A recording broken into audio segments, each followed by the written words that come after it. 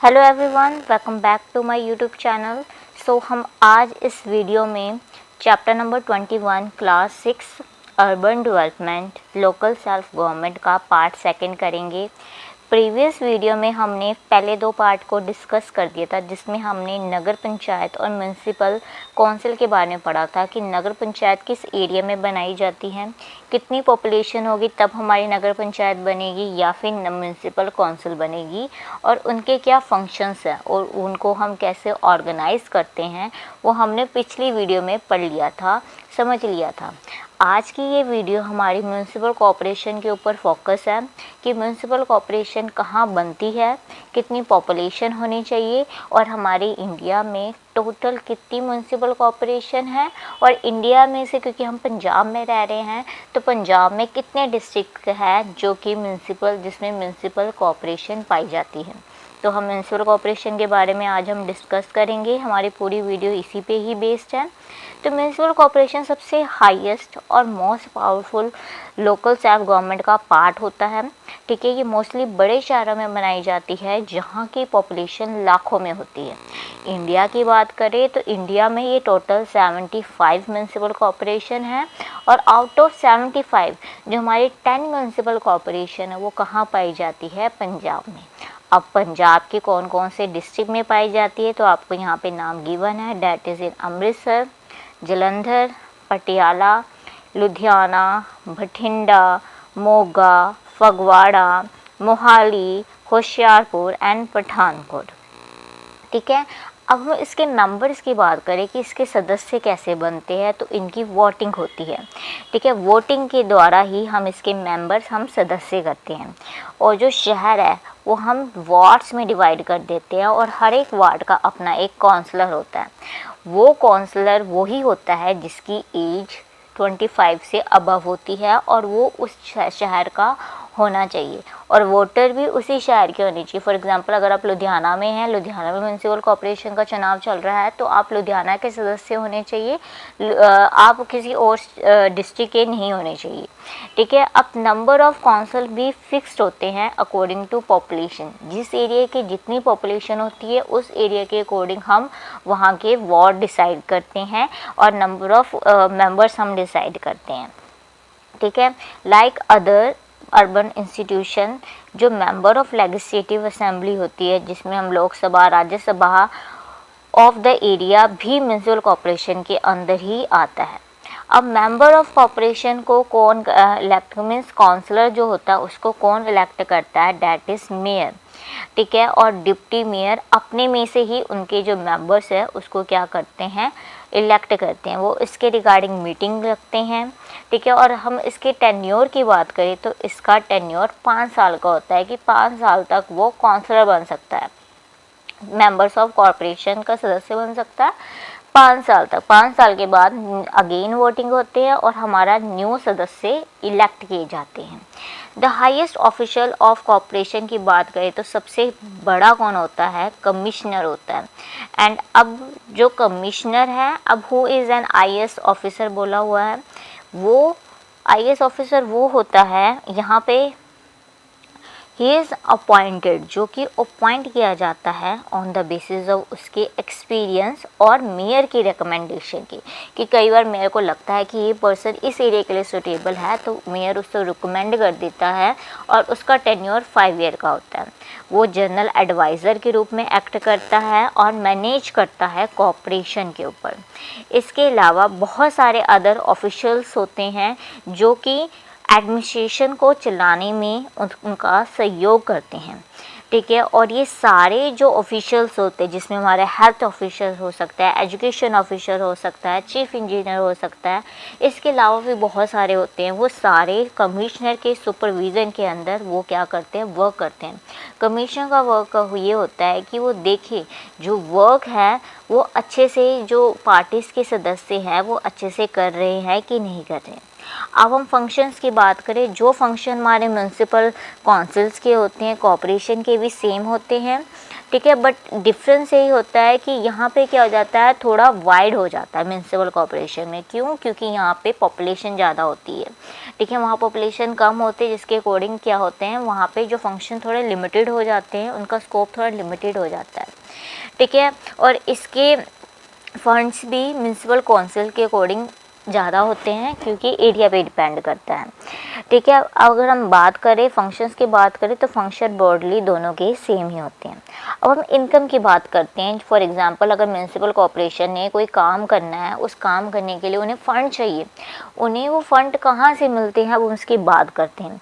उन्हें फ़ंड जो हम अपने घरों का जो हम टैक्स भरते हैं, प्रॉपर्टी टैक्स जो हम भरते हैं, ऑक्ट्राइड और इंटरटेनमेंट टैक्स जो हम भरते हैं, वो सारे इनका क्या होती है, डायरेक्ट इनकम होती है। उसके अलावा जो कि हम फ़ीस एंड फाइन्स जो हमें रिक्शा से मिलते हैं, या फिर जब हम कोई हाउस बना रहे होते हैं, उसको हाउस बनाने से पहले कोई भी जो हम प्लान्स वगैरह बनाते हैं, उसके ऊपर जो भी टैक्स होता है, वो सारा जो टैक्स की फ़ीस है वो किसके पास जाती है, गवर्नमेंट के पास जाती है, सॉरी म्यूनसिपल काउंसिल्स के पास जाती है। और गवर्नमेंट की तरफ से भी कई बार उन्हें लोन्स मिल जाती हैं, ग्रांट्स में सहायता मिल जाती है। अब म्यूनसिपल कॉरपोरेशन म्यूनसिपल काउंसिल्स के कंपैरिजन बहुत ज़्यादा पावरफुल होता है। क्यों पावरफुल होता है? पॉपुलेशन के कारण, और सेकंड चीज़ क्या है कि इनके पास फंड्स ज़्यादा होते हैं। उसके अलावा ये बड़े शहरों में पाए जाते हैं, और ये स्टेट गवर्नमेंट के अंडर कंट्रोल में वर्क करते हैं, म्यूनसिपल काउंसिल भी और म्यूनसिपल कॉरपोरेशन भी, ठीक है। इसके अलावा यहाँ पे एक मिनिस्टर होता है, there is a minister of local self government in the state, जिसका मेन वर्क यही है कि वो देखे कि जो भी बॉडीज़ है, लोकल बॉडी जिसमें हमारा नगर पंचायत आ जाती है, म्यूनसिपल काउंसिल आ जाती है, हमारे म्यूनसिपल कॉरपोरेशन आ जाता है, उसका वर्क यही होता है कि वो उन सभी के वर्क को कंट्रोल में रखें। ये देखे कि जो गवर्नमेंट ने जो उन्हें फ़ंड दिए हैं, उन फंड्स का वो अच्छे से प्रयोग कर रहे हैं कि नहीं कर रहे, लोगों की भलाई के लिए वर्क कर रहे हैं कि नहीं कर रहे। अगर वो उनके से सेटिस्फाइड होता है, देन वो उन्हें आगे और फंड्स देता है, ठीक है। अगर सेटिस्फाइड नहीं है तो वो उन्हें डिसॉल्व भी कर सकता है, ठीक है, मीन्स उन्हें ख़त्म भी कर सकता है। तो चिल्ड्रन, म्यूनसिपल कॉरपोरेशन और म्यूनसिपल काउंसिल्स जो भी है हमारे शहर में बहुत ज़्यादा वर्क करती हैं। इनका मेन वर्क यही होता है कि हमारे शहर का जो इन्वायरमेंट है प्रॉपरली हेल्दी हो, और हमारी सोशली और इकोनॉमिकल डेवलपमेंट हो शहर की, जिससे कि आपका जो शहर है वो बहुत सुंदर रहे। आपके शहर में पीने की पानी की फैसिलिटीज़ हो, इलेक्ट्रिसिटी की फैसिलिटीज़ हो, और हमारी भी रिस्पॉन्सिबिलिटी ये बनती है कि अगर हमारी म्यूनसिपल कॉरपोरेशन हमारे लिए इतना काम कर रही है तो हम भी उनके लिए सहयोग दें। सहयोग कैसे दे सकते हैं? अपने शहरों में कूड़ा करकट नहीं फेंकेंगे इधर उधर, अपने घरों के आसपास की सफाइयाँ करेंगे, हम गवर्नमेंट प्रॉपर्टी को डिस्ट्रॉय नहीं करेंगे। इस वे में हम उनकी हेल्प कर सकते हैं। अब हम डिस्ट्रिक्ट एडमिनिस्ट्रेशन की बात करें तो हमारी जो कंट्री है वो लार्जेस्ट डेमोक्रेसी है, लोकतंत्र है। अगर हम पॉपुलेशन की बात करें, सबसे ज़्यादा पॉपुलेशन अब इंडिया में ही है। हमने प्रीवियस चैप्टर में पढ़ा होगा कि हमारे यहाँ 6 लाख विलेज हैं। हमारी कंट्री का एरिया 33 लाख स्क्वायर किलोमीटर है। हमारे यहाँ जो विलेज है सबसे स्मॉलेस्ट यूनिट ऑफ एडमिनिस्ट्रेशन है, हमारी नेशनल कैपिटल है जो कि क्या है, न्यू दिल्ली, और जो कि central government headed by president, और हमारे जो प्राइम मिनिस्टर होते हैं हमारे ऊपर क्या करते हैं, ये हमारे ऊपर कंट्रोल रखते हैं, कंट्रोल नहीं कह सकते, हमारे लिए वर्क करते हैं, निगरानी रखते हैं कि जो देश की जनता है उनके लिए सहूलतें हों, उनके लिए वर्क करते हैं, क्योंकि इनको कौन इलेक्ट करता है, इनको हम इलेक्ट करते हैं। उसके अलावा अगर हम बात करें तो हमारे यहाँ 29 स्टेट है, 7 यूनियन टेरिटरी है। हर एक स्टेट की अपनी एक गवर्नमेंट होती है, ठीक है, और उस गवर्नमेंट में हमारे गवर्नर अलग होता है एंड चीफ मिनिस्टर अलग वर्क करते हैं, ठीक है। हर एक स्टेट का अपना गवर्नर अलग होता है एंड चीफ मिनिस्टर भी अलग होते हैं।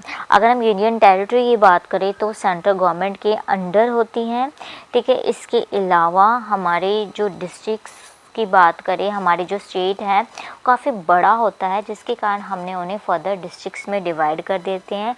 डिस्ट्रिक्ट में वर्क करने के लिए हमने क्या बनाई है, म्यूनसिपल कॉरपोरेशन, नगर पंचायत बनाई है, ताकि और विलेजेस के लिए हमने नगर पंचायत बनाई है, ताकि हमारे जो शहरों का और गाँव का विकास हो सके, हमारे देश का विकास हो सके।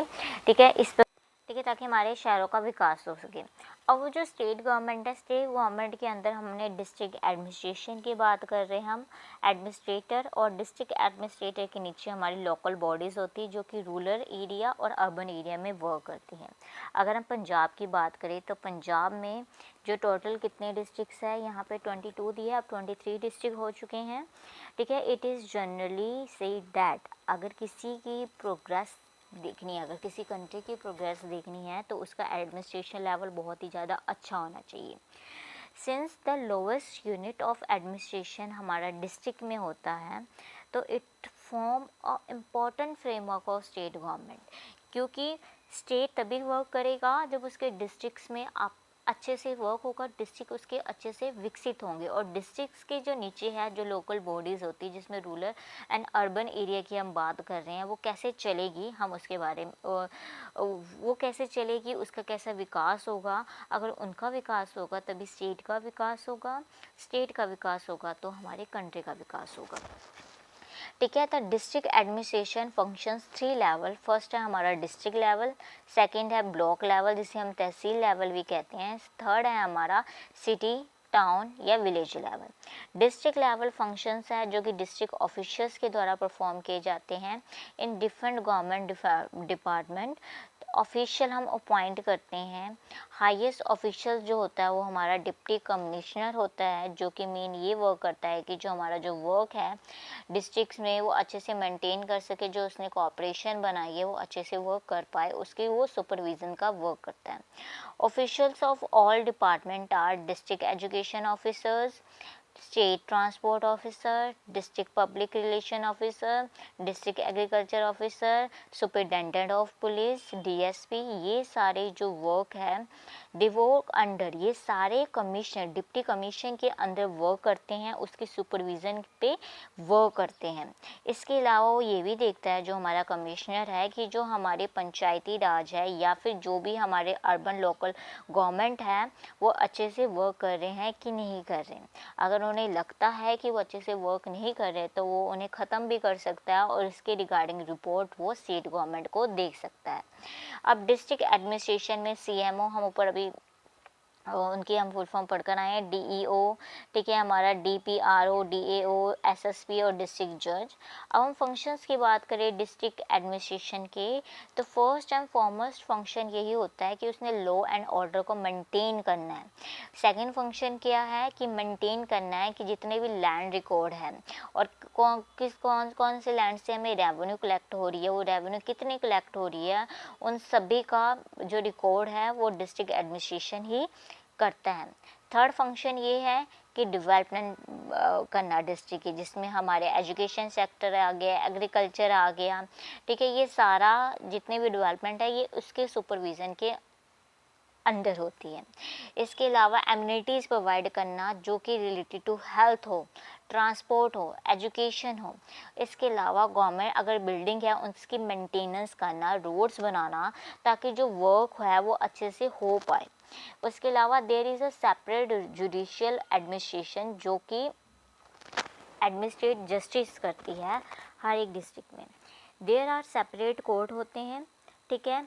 सिविल कोर्ट की बात करें तो सिविल कोर्ट 2 टाइप के होते हैं। देखो, सिविल कोर्ट की बात करें तो सिविल कोर्ट प्रॉपर्टी और मनी के रिगार्डिंग केसेस लड़ते हैं। क्रिमिनल कोर्ट की बात करें तो उनके जो केसेस है वो किससे रिलेटेड होते हैं, चोरी से रिलेटेड, हत्या से रिलेटेड, या किसी के साथ हमने असॉल्ट किया उसके रिलेटेड जो भी केसेस होते हैं वो क्रिमिनल कोर्ट में लड़े जाते हैं, ठीक है। द कोर्ट ऑफ डिस्ट्रिक्ट जज है वो हाईएस्ट कोर्ट होता है।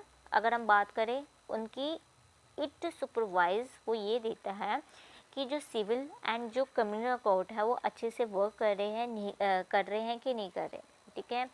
डिस्ट्रिक्ट जज होता है जो हमारा, उसका मेन वर्क यही होता है कि वो ये देखे कि जो क्रिमिनल कोर्ट है और जो सिविल कोर्ट है वो अच्छे से वर्क कर रहे हैं कि नहीं कर रहे। अब डिप्टी कमिश्नर के अंदर हमारे chief medical officer, district education officer, superintendent of police, district जज एंड डिस्ट्रिक्ट एग्रीकल्चर ऑफिसर, ये सारे इसके अंदर ही आते हैं। दस अगर हम बात करें तो local self institutions of village, city and officials, वो डिस्ट्रिक्ट लेवल में मिल के जो लोग हैं वो वर्क करते हैं ताकि हमारा जो स्टेट है वो अच्छे से चल पाए।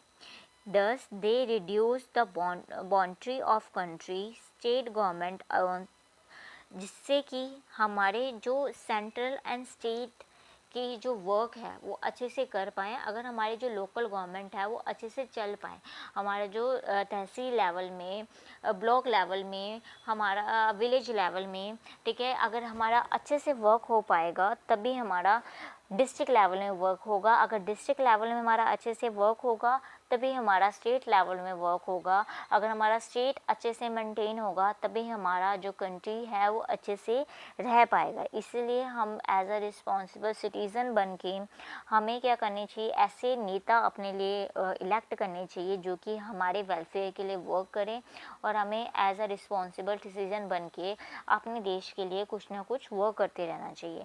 ठीक है, इसी के साथ हमारी ये वीडियो यहीं पर ही फिनिश होती है। I hope through this video आपको ये जो म्यूनसिपल कॉर्पोरेशन है, डिस्ट्रिक्ट एडमिनिस्ट्रेशन है, उसके बारे में आपको क्लियर हो गया होगा। अगर आपको वीडियो पसंद लगी तो प्लीज़ आप इसे लाइक कीजिए, शेयर कीजिए एंड चैनल को ज़रूर सब्सक्राइब कीजिए। Thank you once again for watching this video.